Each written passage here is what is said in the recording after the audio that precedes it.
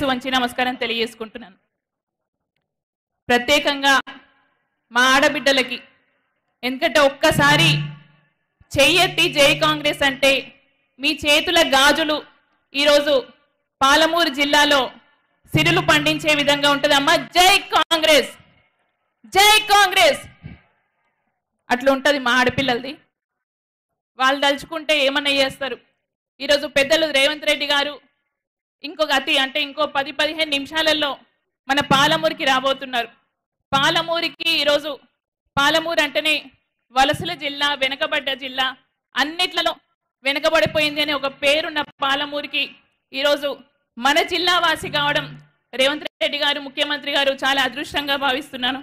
ఖచ్చితంగా ఇప్పటికే అంటే ముచ్చటగా 3 నెలలు పూర్తి చేసుకున్నాం కాంగ్రెస్ పార్టీ ప్రభుత్వంలోకి వచ్చి. కానీ ఇప్పటికీ మనం ఇచ్చిన 6 గ్యారంటీలలో కూడా 4 గ్యారంటీలు అమలైపోయినాయి. ఇంకా అతి త్వరలోనే మిగతా గ్యారంటీ పథకాలన్నీ కూడా అమలు చేస్తూ ఎంతో సంక్షేమం తీసుకురావాల్సిన అవసరం ఖచ్చితంగా ఉంది.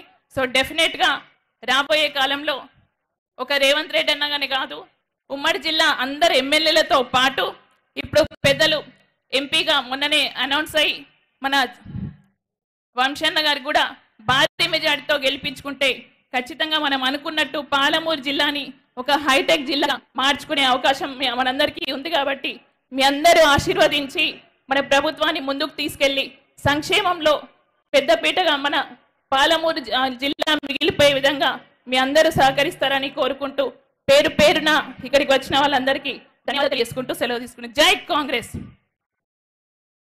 థ్యాంక్ యూ అమ్మా. ఇప్పుడు రాష్ట్ర అధికార ప్రతినిధి హర్షవర్ధన్ రెడ్డి గారిని మాట్లాడాల్సిందిగా కోరుతాం.